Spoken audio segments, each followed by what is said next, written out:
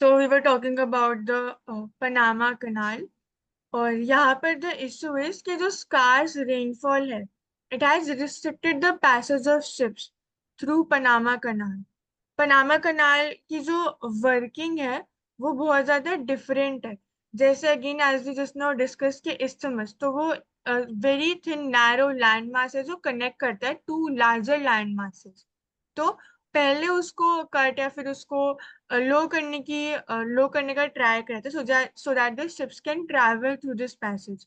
But again वो possible नहीं था, जिसकी वजह से एक पूरा highly engineered sophisticated system of locks and elevators को यहाँ पे प्रेजेंट करा गया, जिससे कि पानी को इंक्रीज करके विद इन द चेम्बर्स, फिर डिक्रीज करके लेवल ऑफ शिप्स को ऊपर नीचे करके the ships they can first be elevated over the land mass, और फिर again be they can be brought down on the other end. तो ये पूरा तो प्रोसेस जैसे है। इम्पोर्टेंट हाँ लिखा हुआ है कि एक तो यहाँ पे गैटुन लेक लोकेटेड है नॉर्थ में, अगर हम्म। हम बात करते हैं कैरेबियन सी के पास। हम्म। सो इसके अलावा टोटल अगर हम बात करते हैं, takes around 8 to 10 hours to travel across this Panama canal. And यहाँ पे जो नीचे वाले लॉक्स है वहाँ पे शिप का लेवल जो है it is lower to meet the level of Pacific Ocean. Hmm. बाकी Miraflores lake is also there, तो Gatun lake, Miraflores lake. So जब हम बोलते हैं कि ट्रेड सिक्योरिटी के लिए या फिर स्मूथ ट्रेड के लिए चौक पॉइंट्स इंपॉर्टेंट होते हैं, तो उसी तरीके से जो कैनाल्स हैं या फिर इस्थमस की हमने बात करी, और गल्फ रीजन में भी जो सिक्योरिटी है वो भी इक्वली इंपॉर्टेंट, जो हम इतना ज्यादा मेंशन नहीं करते हैं। जैसे मलक्का स्ट्रेट एक इम्पोर्टेंट चोक पॉइंट है, तो similarly isthmus and gulfs are equally important.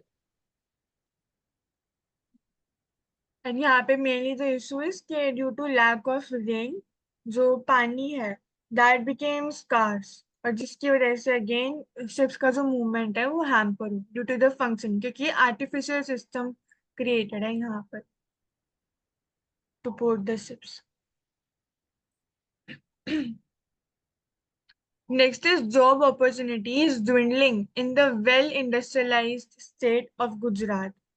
तो again our Prime Minister, Mr. Narendra Modi ji, he also hails from Gujarat.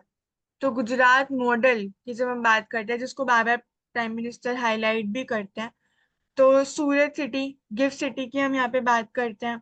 Plus we also talk about the heavy industrialisation that is taking place here. तो यहाँ पर गुजरात में अभी issue क्या है कि unemployment के केसेस देखे जा रहे हैं। और तो जो मेजर ट्रेंड है दैट इज कि Gujarat is among the states with the lowest unemployment rates. तो बहुत कम यहाँ पे अनएम्प्लॉयमेंट है, ranking fourth from the bottom across all the age groups. 2022-23 का ये डेटा है जो बताता है ये चीज कि जो गुजरात का अनएम्प्लॉयमेंट रेट है it is just 5.1% for the people for the age group of 15 to 29, जो कि दिल्ली, महाराष्ट्र, कर्नाटका और इवन आंध्र प्रदेश से भी लेस है। बट यहाँ पर इशू इज कि कोई सर्विस सेक्टर नहीं है। जैसे कि इंडस्ट्रियलाइजेशन तो है बहुत ज्यादा, बट वहां पे वही लोग अट्रैक्ट हो रहे हैं which are not that educated, जिनके पास हाई लेवल एजुकेशन या डिग्रीज नहीं है। तो जो यूपी, बिहार, राजस्थान का पॉपुलेशन है that is being attracted here. जो यहाँ के जो लोग हैं majorly who are educated etcetera, they do not have a good market, क्योंकि यहाँ पे service sector is still evolving. तो पॉसिबिलिटी सो ऑफ यहाँ गुड पे हाँ, जॉब्स। जब इंडस्ट्रीज की बात कर सकते हैं तो कौन कौन सी फेमस इंडस्ट्रीज हैं, जो मेजर इंडस्ट्रीज हैं गुजरात में लोकेटेड। तो one is petrochemicals and refining, तो उसमें भी आर सिंह की रिलायंस इंडस्ट्रीज लिमिटेड या इंडियन ऑयल कॉर्पोरेशन है, भारत पेट्रोलियम कॉर्पोरेशन, सब लोकेटेड है in Jamnagar, Vadodara and Bharuch. So this is one. फिर टेक्सटाइल सेक्टर भी इम्पोर्टेंट है which is in Ahmedabad, Surat and Vadodara. तो यहाँ पे जैसे अरविंद मिल्स इंपॉर्टेंट है, Welspun India, Aditya Birla Nuvo and Raymonds. तो इनकी मिल्स यहाँ लोकेटेड है। एंड गुजरात को हम बोलते हैं Manchester of India also because of again the large textile industry which is there, and it is important centre for even cotton textiles, denim production and man made fibres. Then pharmaceuticals is the third one, जहाँ पे we are seeing कि अंकलेश्वर, जो इस article में भी mention है, तो pharmaceuticals की important industries Ankleshwar, Vapi, Vadodara and Ahmedabad में लोकेटेड है। So, यहाँ पे फॉर एग्जांपल इंपॉर्टेंट प्लेयर्स है Sun Pharmaceutical Industries, Torrent Pharmaceuticals, then Cadila health care. Then automobile में भी इम्पोर्टेंट है गुजरात, तो यहाँ पे राजकोट, वडोदरा, हलोल, ये इम्पोर्टेंट रीजन्स हैं। एंड सनंत प्लांट जो है टाटा मोटर्स का, वहाँ पे सबसे पहली जो टाटा नैनो मैन्युफैक्चर वहीं की गई थी। तो टाटा मोटर्स प्लांट है, Maruti Suzuki, Ford India, General Motors, Apollo Tyres. Gems and jewellery, जैसे हम डायमंड इंडस्ट्री की बात करते हैं, तो Surat is there for diamond cutting and polishing. तो Gujarat is handling around 90% of the world's rough diamonds cutting and polishing, and फिर हम उसको री एक्सपोर्ट करते हैं आफ्टर एडिंग वैल्यू, जो पॉलिश करने के बाद। Chemicals and fertilizers important industry है अंकलेश्वर एंड वडोदरा में, तो यहाँ पे भी Gujarat state fertilizers and chemicals हैं, गुजरात एल्कलाइज एंड केमिकल्स हैं। एंड सीमेंट इंडस्ट्री है फिर UltraTech cement, Ambuja cement in Porbandar, Kodinar and Kutch. तो cement industry, agriculture and food processing भी है, जैसे हम अमूल की बात करते हैं, तो dairy products, groundnut, cotton, spices. So cooperatives, dairy sector, Amul one the largest cooperatives in the world. तो ये सारी इंडस्ट्रीज जो मेजर थ्राइविंग इंडस्ट्रीज गुजरात में ही लोकेटेड है। तो जैसे कि आपने बोला कि सर्विसेज सेक्टर में पोटेंशियल है, तो वहां पे फोकस शिफ्ट हो रहा है।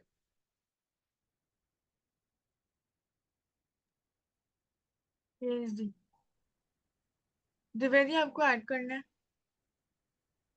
गवर्नमेंट ने स्कीम की थी अभी कि किस तरह से 60,000 करोड़ अगले 5 साल के लिए इन्वेस्ट किया जाएगा ताकि स्किल को प्रमोट किया जा सके, फिर लेवल A, B, C के तौर पर किया जा सके। उस तरह से स्टेट को भी उसके साथ जोड़ा जा सकता है। जैसे गुजरात के अंदर इतनी सारी इंडस्ट्रीज है, तो उसके थ्रू स्किल किया जा सकता है कि पहले 1 साल के अंदर उन्हें स्किल सिखाई जाएगी, फिर उसके बाद उन्हें जॉब दी जाएगी, फिर आगे प्रमोट किया जाएगा जैसे MSMEs के थ्रू। उस तरह से कनेक्टिविटी देखी जा सकती है। जब हम सेमीकंडक्टर की बात करते हैं तो वो भी गुजरात और असम में उससे रिलेटेड मैन्युफैक्चरिंग सेटअप किए जा रहे हैं। Time waste. Next, small satellite launch vehicle.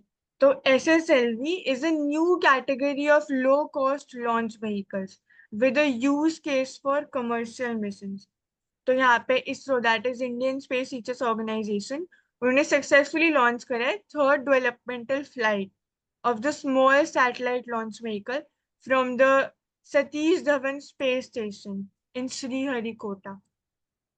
और एक विक्रम साराभाई भी है स्पेस सेंटर। फिर SSLV,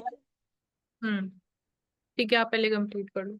SSLV की अगर हम बात करते हैं तो it is a 3-stage launch vehicle configured with 3 solid propulsion stages. तो इसमें लिक्विड प्रोपल्सन बेस्ड वेलोसिटी भी है एज अ टर्मिनल स्टेज, जो वेलोसिटी को एडजस्ट करने में भी हेल्प करेगी और to place the satellite into orbit. तो जब हम सैटेलाइट लॉन्च व्हीकल की बात करते हैं तो एज द नेम सजेस्ट के they help in launching of the satellites. फिर इसरो के और अदर मेजर रॉकेट्स क्या है, जैसे लॉन्च पेलोड यूजिंग PSLV और GSLV, polar satellite launch vehicles और जियो सिंक्रोनस सैटेलाइट लॉन्च व्हीकल्स। तो यहाँ पे जैसे लिखा है कि 3-stage लॉन्च व्हीकल है, तो इस तीनों स्टेजेस में हम सॉलिड फ्यूल यूज करेंगे, ये इंपॉर्टेंट पॉइंट है इसके लिए। And the weight is going to be 110 tons mass, small satellite launch vehicle का, which is the smallest vehicle so far, and it will take only 72 hours to integrate. Unlike जो पहले जो बड़े वाले vehicles जैसे PSLV, GSLV है, it takes 70 days to integrate them, जो again उसकी जो पोजिशनिंग हम करते हैं, and then from there it is launched. So this is there and definitely it is going to be in a very short time period, तो cost भी कम हो जाएगी, which will be only around ₹30 crore। So it is a kind of on demand vehicle कि you demand and after that it takes 72 hours to properly integrated. और जैसे small satellite launch vehicle है तो it is more quick और cost effective है, it is a flexible solution for placing these small satellites. So this has been designed to launch these small satellites जो कि low Earth orbit में भेजी जाएंगी। तो low earth orbits again earth observation के लिए ही हम ज्यादा यूज करते हैं, सर्वेलेंस या फिर again for data integration. So this would be also, we can say, one of the major steps in terms of commercialization of the Indian space.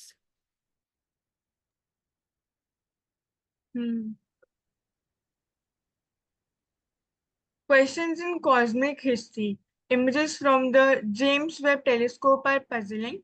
Instead of newborn galaxies, the early phases of universe appear to be full of adult-sized galaxies. The standard model of universe has to be patched up earlier. तो और comprehensive rethinking about cosmic history. तो यहाँ पे बात हो रही है कि कैसे हम आइडेंटिफाई करते हैं और मेजर करते हैं the time of the galaxies. तो यहाँ पे सबसे पहले तो जेम्स वेब टेलीस्कोप की बात हो रही है कि it is the most powerful space observatory. 2021 में इट वाज लॉन्च्ड और लार्जेस्ट है और मतलब बहुत ही कॉम्प्लेक्स स्पेस टेलीस्कोप है दैट वाज एवर बिल्ट। तो ये किस लिए बनाया था? To observe the universe in infrared light. और इसमें पोटेंशियल है कि बहुत ही डिटेल और क्लैरिटी के साथ ऑब्जर्व कर पाना। हाँ, तो high precision high quality images जो ये कैप्चर कर सकता है। अगर आप कंपेयर करोगे तो जेम्स वेब स्पेस टेलीस्कोप जो है, it is a successor to the Hubble space telescope. So उसमें जो पिक्चर्स थी वो इतनी क्लियर नहीं थी, तो जेम्स वेब में एक वो प्रिसिशन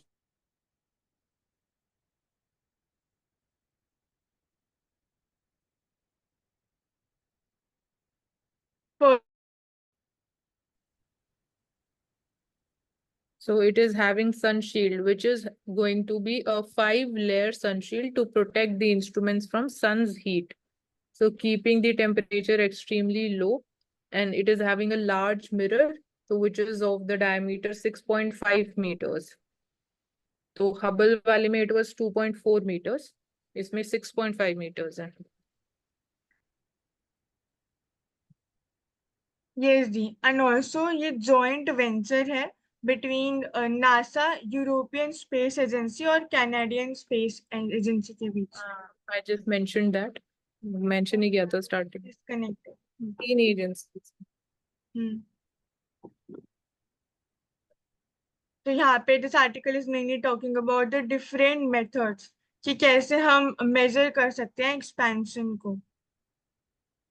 तो ये बस यही है कि हमें जो डेटा मिल रहा है through this which is of high precision और डीपर जो इमेजेस हम ले सकते हैं वो इसके थ्रू हम ले पा रहे हैं। तो इसको जो यूनिवर्स को और हमें स्टडी करने में हेल्प करेगा। जो थ्योरीज हैं क्या वो अगेन दे आर कितनी वो इफेक्टिव हैं, कितनी वो रियल हैं, तो उसको हम बेटर असेस कर पाएंगे। जैसे यहाँ पे कॉस्मिक हिस्ट्री की बात की जा रही है, तो फॉर एग्जाम्पल जो पिक्चर भी आप देख सकते हो, इसको ऊपर स्क्रॉल करोगे तो this is been taken by the James Webb space telescope, और this is the Carina nebula located approximately 8,500 light years from earth. मतलब लाइट को ही वहां से अर्थ पहुंचने में 8,500 ईयर्स लग जाते हैं। सो यू कैन इमेजिन कि कितना हाई प्रिसिशन होगा इसका।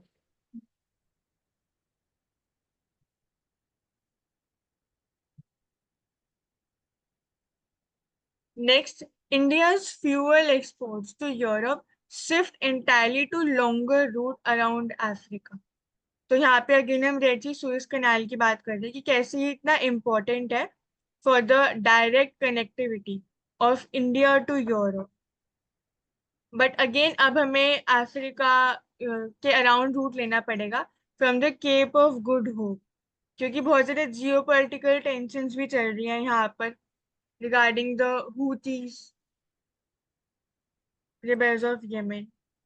Yemen में तो Houthis they are attacking the ships, the cargo ships which are passing through the Red Sea. So that is why they are taking the longer route, which is again more time taking also, and which is more expensive also, because higher fuel cost would be adding up to the cost of travel.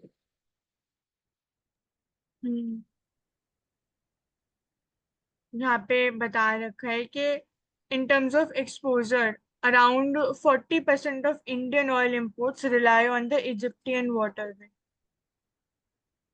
And also जो ये है root की बात हो रही है कि India is exporting the oil to Europe, तो ये भी चेंज हुआ because of geopolitical reasons itself after the Russia Ukraine war. तो रशिया से डायरेक्ट यूरोप जो सप्लाई होता था ऑयल, अब that is passing through India. तो पहले जैसे India is importing from Russia crude oil, उसमें अगेन अगर we are adding up some value and then we are exporting it to Europe. तो एक तरीके से ये भी बोला जाता है कि जो रशिया के ऊपर सैंक्शंस इम्पोज किए गए वो इतने इफेक्टिव नहीं हुए, या जो जो इंटेंशन था वो नहीं मीट कर पाए, बिकॉज रशिया की इकोनॉमी या जो रशिया का स्पेसिफिकली शेयर है इन terms of supplying crude oil वो सैंक्शंस के बाद इंक्रीज हुआ है।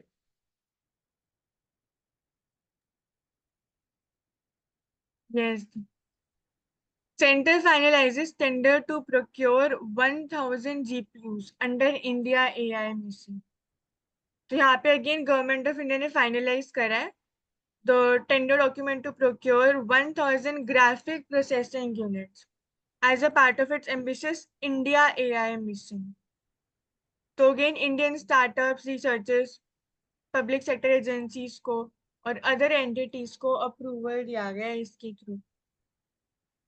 तो जीपीयूज जो हैं वो इलेक्ट्रॉनिक जो सर्किट्स होते हैं, they are design to accelerate creation and rendering of like images या एनिमेशंस या वीडियो। तो गेमिंग इंडस्ट्री में उनका एप्लीकेशन बहुत ज्यादा है, computer displays, and they are having a wide range of computational tasks beyond graphics भी। मतलब जैसे प्रोसेसिंग में, फास्ट प्रोसेसिंग में हेल्प करेंगे कंप्यूटर की, देन 3D ग्राफिक्स और वीडियो गेम्स में 3D ग्राफिक्स जो है उसके लिए हमें जीपीयूज चाहिए होते हैं जो रियलिस्टिक विजुअल एक्सपीरियंसेस हमें देते हैं, और डेटा प्रोसेसिंग में भी जो लार्ज डेटा को हैंडल कर सकते हैं उसके लिए जीपीयूज इंपॉर्टेंट है, और वीडियो एडिटिंग में, हाई डेफिनेशन वीडियो कंटेंट में तो मोर एफिशिएंट है। यस जी। और तो फर्दर मेजर जीपीयू मैन्युफैक्चरर्स भी, हाँ कौन से हैं बस वो मेंशन कर देती हूँ, एनवीडिया है और इंटेल। और इसकी इम्पोर्टेंस और ज्यादा कैसे बता रखी है कि इसमें जो 100 बिलियन पैरामीटर्स को ट्रेन करना है with capacity on data sets, जिसमें कि मेजर इंडियन लैंग्वेजेस को भी इंक्लूड करना इम्पोर्टेंट है फॉर द प्रायोरिटी सेक्टर, जैसे कि हेल्थ केयर, एग्रीकल्चर, गवर्नेंस। तो जब हम लार्ज लैंग्वेज लर्निंग मॉडल्स की बात करते हैं, LLMs की, उसमें भी तो यहाँ पे लैंग्वेज का बहुत ज्यादा इनकॉर्पोरेशन हो रहा है विद AI। तो इंडिया AI मिशन इम्पोर्टेंट हो जाता है। और फर्दर इम्पोर्टेंट अगर हम एक्ट्स की बात करते हैं तो कंपनीज एक्ट 1956, LLP एक्ट 2008 और पार्टनरशिप एक्ट 1932। तो यहाँ पे भी हम यही देख सकते हैं कि कुछ ही कंपनीज है जिनकी hegemony in terms of producing GPUs. So जैसे हम सेमीकंडक्टर चिप्स मैन्युफैक्चरिंग की बात कर रहे हैं तो इक्वली जीपीयूज प्रोडक्शन और सेल्फ रिलायंस भी हमारे लिए इंपॉर्टेंट है, क्योंकि यहाँ पे लिखा है government will be procuring the 1,000 GPUs under the India AI mission. तो प्रोक्योरमेंट होगा, तो यहाँ पे manufacturing is important. Next is illegal mining, encroachments, deforestation pose threat to Aravalli Range as natural green wall. So Aravalli Range, again, it is located near Gurugram, like Delhi के पास ही। तो the Aravalli Range, it stretches from Gujarat to Delhi through Rajasthan. तो natural green wall इसको हम consider करते हैं in the north western part of the country. Again यहाँ पे illegal mining हो रही है, डिफोरेस्टेशन और इवन ह्यूमन एनक्रोचमेंट्स। तो माइनिंग से related mines and minerals regulation and development act वो इम्पोर्टेंट हो जाता है। और फर्दर पहले जो माइनिंग का प्रोसेस था, it was first come first serve basis, और later on it was turn towards auction, क्योंकि यहाँ पे बहुत ज्यादा बायस एक्सेट्रा देखा जा रहा था। करेंटली अगर हम बात करते हैं अरावली रेंज की, तो इसमें अगेन एनक्रोचमेंट्स भी हो रही हैं, डिफोरेस्टेशन भी हो रही है, जिसकी वजह से it is posing a threat now. Forest area की अगर हम बात करते हैं तो 1999 से लेकर 2019 तक जो फॉरेस्ट एरिया है वो अराउंड 1% तक डिक्रीज हो गया है। और ड्राई डेसिडियस फॉरेस्ट, अगर हम ट्रीज की बात करें तो फॉरेस्ट टाइप की अगर हम बात करें तो ड्राई डेसिडियस फॉरेस्ट है।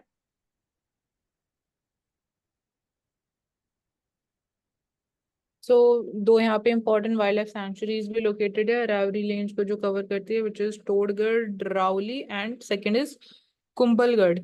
सो सेंट्रल अरावली रेंज में लोकेटेड है।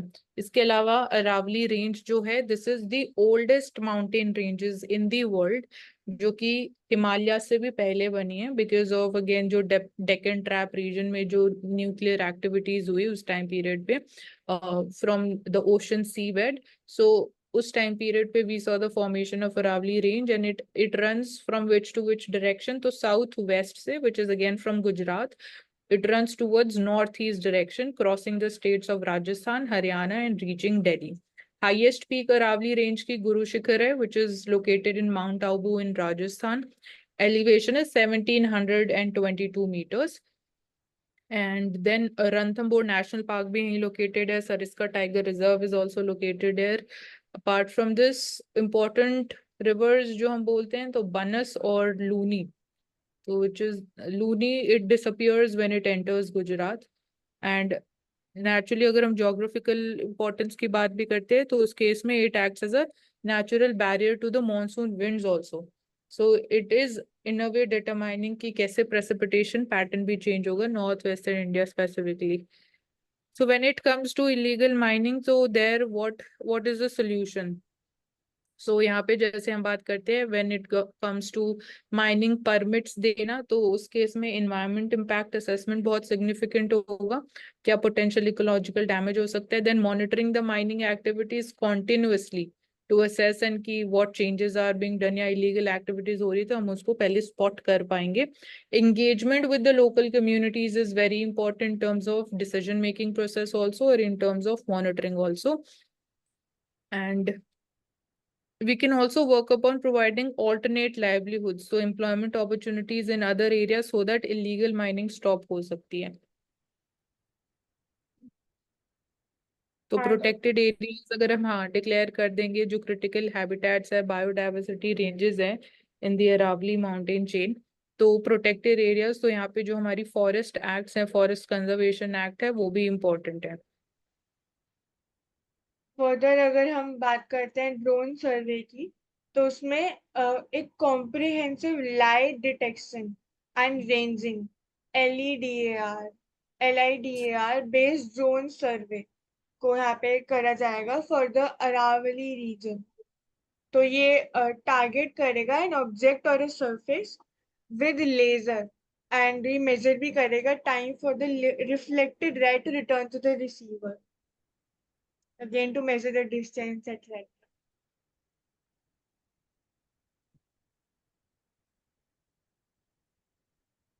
तो आडू जीविथम और Kaathal they win Kerala film awards. तो यहाँ पे these are the two major movies। तो अगर हम आडू जीवितम की बात करते हैं तो again this is the same movie a goat life.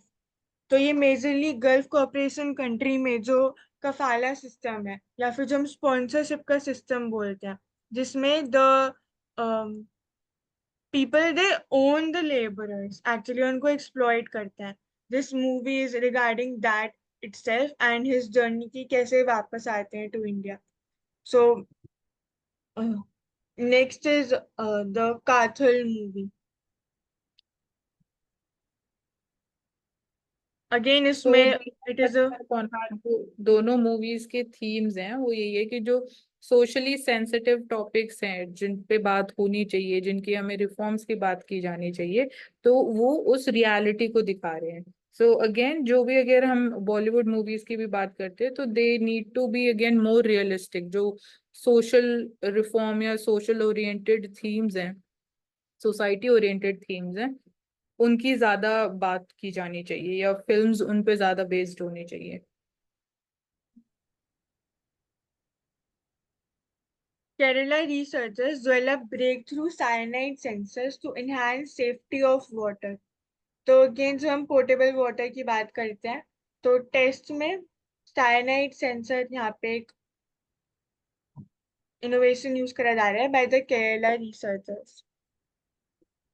तो वर्ल्ड हेल्थ ऑर्गेनाइजेशन की बात करते हैं तो it has set strict guidelines for its presence of portable water, limiting the cyanide concentrations to below 0.19 milligram per litre. तो किसके बहुत lethal effects होते हैं on humans and aquatic life.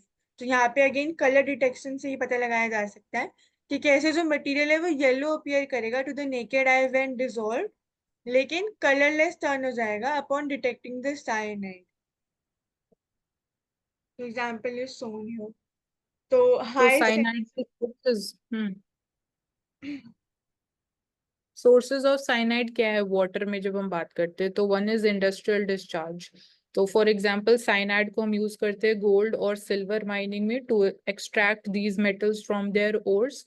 So leaching of cyanide is one concern. Electroplating में cyanide use किया जाता है for metal finishing, जो अगेन एनहांसिंग इट्स क्वालिटी या आउटलुक। डिस्पोजल ऑफ वेस्ट, अगर that is being done in an improper manner, so it can lead to cyanide contamination. Then chemical manufacturing mein it is used for production of chemicals and then discharged in water bodies and rivers through industrial waste. Agricultural run off की वजह से भी हो सकता है, because cyanide related compounds they form a part of pesticides and herbicides both. Then waste water और sewerage में तो domestic waste water can also result into cyanide into the water bodies also. So accidental spills भी एक है transport और storage की वजह से, again that can be one of the reasons. Natural sources क्या है साइनाइड का? Volcanic activity and landfills. तो decomposition of waste again important हो जाएगा, बिकॉज अगेन जो जैसे लैंडफिल साइट्स के हम बात करते हैं, it leads to release of poisonous gases. तो वहाँ पे जो बाकी कंटेमिनेंट्स होते हैं, पॉइजनस लिक्विड्स होते हैं, वो सॉइल के अंदर भी सीप इन होते हैं, तो ग्राउंड वाटर में अगेन पहुंच जाते हैं. तो माइनिंग रेसिड्यूज भी है.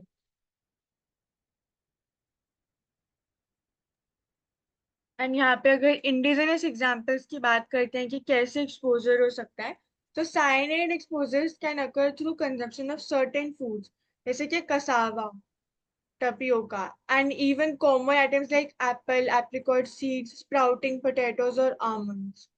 जैसे कि अभी recently there were 13 cows who died in Idukki district of Kerala due to cyanide toxicity after consuming the tapioca hulls. तो इस वजह से tapioca extracts में ये मिलता है, इसलिए detection is important. So solutions क्या है? तो लॉज हमारे पास कौन कौन से हैं which is dealing with this? तो इन्वायरमेंट प्रोटेक्शन एक्ट है 1986, water prevention and control of pollution act 1974 है. देन सीपीसीबी का रोल इंपॉर्टेंट है टू सेट पर्टिकुलरली गाइडलाइंस और स्टैंडर्ड्स जब हम डिस्चार्ज ऑफ इंडस्ट्रियल एफ्लुएंट्स की बात करते हैं, मॉनिटरिंग दी कंप्लायंस लेवल. देन माइनिंग से रिलेटेड तो mineral conservation and development rules, जब हम माइन कर रहे हैं, for example gold and silver mining में साइनाइड यूज किया जा रहा है, तो वहां पे जो स्टैंडर्ड्स है which are mentioned in the mineral conservation and development rules. Then we are having sustainable mining practices, उनको प्रमोट किया जाना चाहिए through Indian bureau of mines. So this is one of the regulatory bodies. Wastewater treatment में we have the effluent treatment plants. जो effluent है उसको proper treat करके तभी discharge किया जाएगा. एंड देन पब्लिक अवेयरनेस है और एनवायरमेंट प्रोटेक्शन इनिशिएटिव्स है जो गवर्नमेंट रन कर रही है.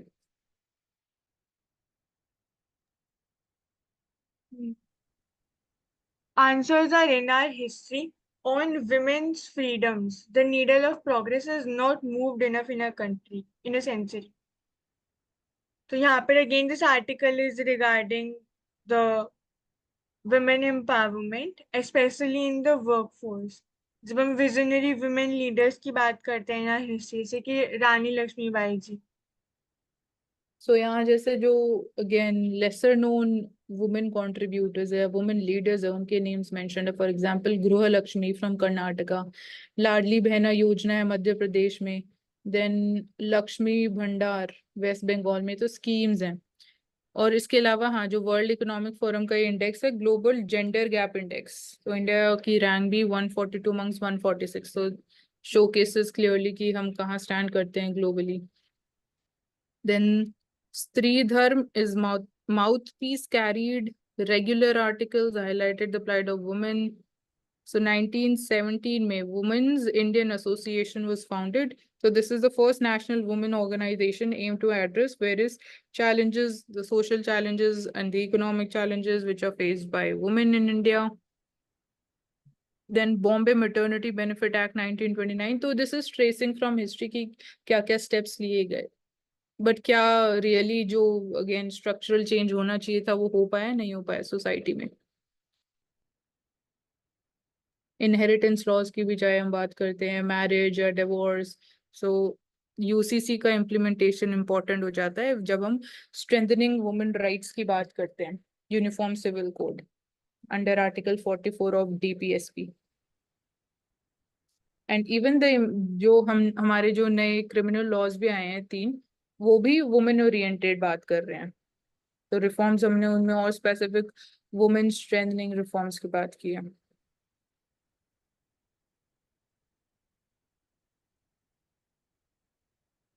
Ensuring social justice in bureaucracy.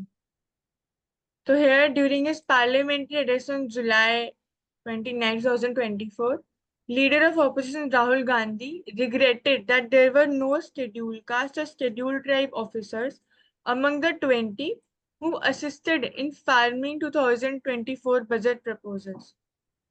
Framing of budget proposals. तो यहाँ पे मेनली जो वल्नरेबल सेक्शन जैसे कि SC ST OBCs उनके रिप्रेजेंटेशन की भी बात हो रही है, B it in the budget making exercise, how the allocation etc takes place, और even in the bureaucracy on field की जब हम बात करते हैं. सो सोशल जस्टिस की ये बात हो रही है. इक्वालिटी जब हम अपॉइंटमेंट्स की बात करते हैं या फिर अगेन प्रमोशन की बात की जाती है, सो इन अ वे इंक्लूसिव पॉलिसी मेकिंग का, जैसे यहाँ पे एक ये इंस्टेंस लिया गया है by the opposition leader.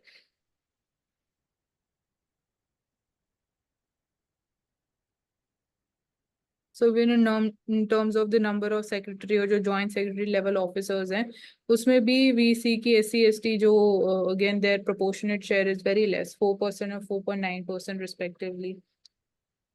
So despite having reservation, फिर भी हमें ऐसा again उनका less representation देखने को मिल रहा है class A services में particularly. तो यही indicate कर रहा है कि reservation is also not the final solution. We need to focus upon again their skills. So education के time period से ही we need to emphasize on that. It is not only the reservation जो चीजें solve कर देगा. And इसमें when we talk about the proposal, तो mainly have a committee. तो यहाँ पे committee का proposal डाला है कि there should be a multidisciplinary committee with adequate representation of all these categories, SC ST OBC और PWBT. And plus में fixed tenure is prescribed for all the officers, irrespective of the age of entry. So जैसे कि school reforms की हम बात कर रहे हैं फॉर SC ST कम्युनिटी, तो रेजिडेंशियल स्कूल्स मॉडल जैसे एकलव्य स्कूल मॉडल्स हम बना रहे हैं. PM Shri model, PM Shri schools important है. Then scholarship schemes are also being run particularly even school level पे भी और even higher educational level पे भी. Admission quotas है that needs to be properly adhered to. Infrastructure development पे हम focus कर रहे हैं so that we are upgrading the classrooms also. Smart classrooms जो अगेन मॉडर्न क्लासरूम्स है अर्बन एरियाज में है, वो भी वहीं फार फ्लंग एरियाज में भी होनी चाहिए. तो करिकुलम जो है that needs to be inclusive. We need to focus upon, जैसे स्कूल लेवल पे जो है प्राइमरी एजुकेशन लेवल पे we need to focus upon the vernacular languages और जो रीजनल लैंग्वेजेस हैं in order to better understand the concepts. तो remedial programmes भी हम रन कर रहे हैं, अवेयरनेस कैंपेन्स भी है, education to encourage SC and ST families to actually send their children to school. तो community based programs will play important role. Role of NGOs important हो जाएगा. तो right to education act is important. The right to children for free and compulsory education, which is again a part of fundamental right also. So this is mandatory.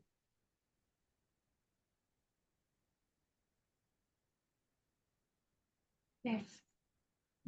So thank you everyone for joining. We will continue in the next series of newspaper.